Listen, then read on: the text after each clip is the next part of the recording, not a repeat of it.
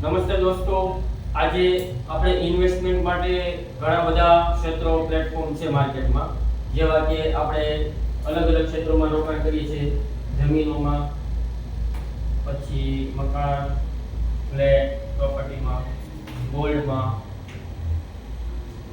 FD કરાવીએ છીએ, RD કરાવીએ છીએ, પોસ્ટમાં રોકીએ છીએ, મ્યુચ્યુઅલ ફંડમાં રોકીએ છીએ,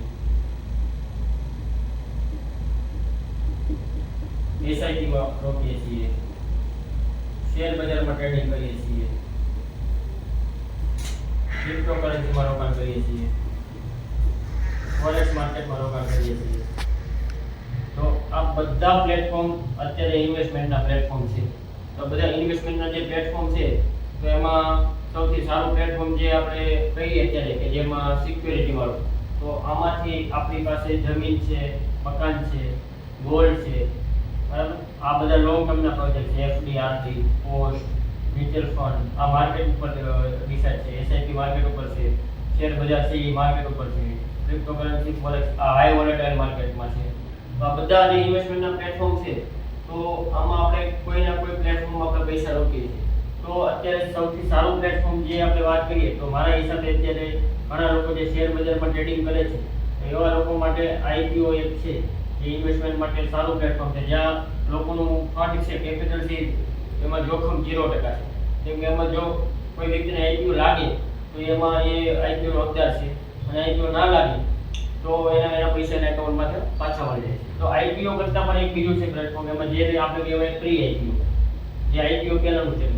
આઈપીઓ પહેલાની વસ્તુ છે. તો આ કઈ રીતે કામ કરે છે તેનું આપણે એક સમજીએ ઉદાહરણ તરીકે.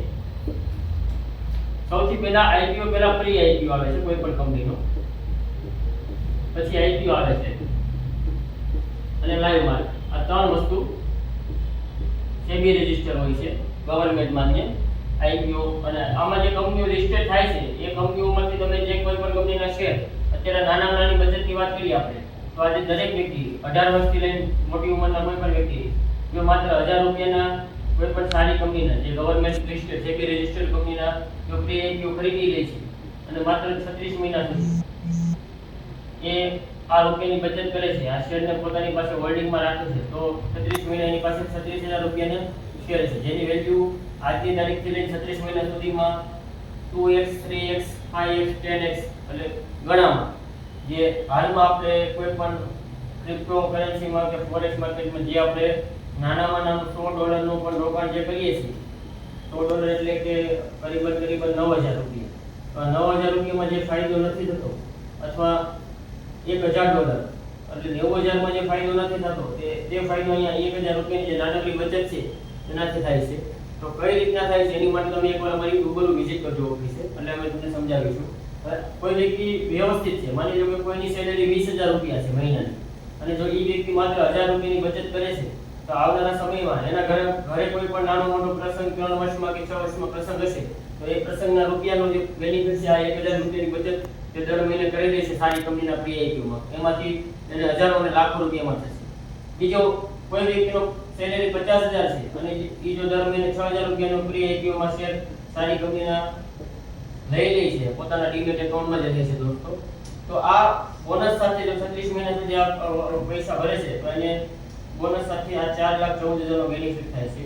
જેમાં 36 મહિનામાં એનું કેપિટલ છે એની કરતાં એને 2 ગણા, 3 ગણા, 5 ગણા, 10 ગણા અથવા એની કરતાં વધારે રૂપિયા મળવા પાત્ર છે. 100% લીગલ અને 100% ગવર્નમેન્ટ માન્ય પોતાના ડીમેટ એકાઉન્ટમાં પૈસા આવે છે અને ટીડીએસ કપાઈને આવે છે. તો દોસ્તો, વધારે માહિતી માટે તમે અમારી એક રૂબરૂ મુલાકાત લેજો, અને આવા બીજા નવા વિડીયો અને શું તફાવત છે કે જે લોકો દર મહિને 5%, 10%, 15% માં રૂપિયા રોકે છે ક્રિપ્ટો કે ફોરેક્સ માર્કેટમાં, અને એમાં અને આઈપીઓ ના ઇન્વેસ્ટમેન્ટ કેટલો બેનિફિટ થાય છે એ આપણે નેક્સ્ટ વિડીયોમાં જોઈશું. થેન્ક યુ દોસ્તો.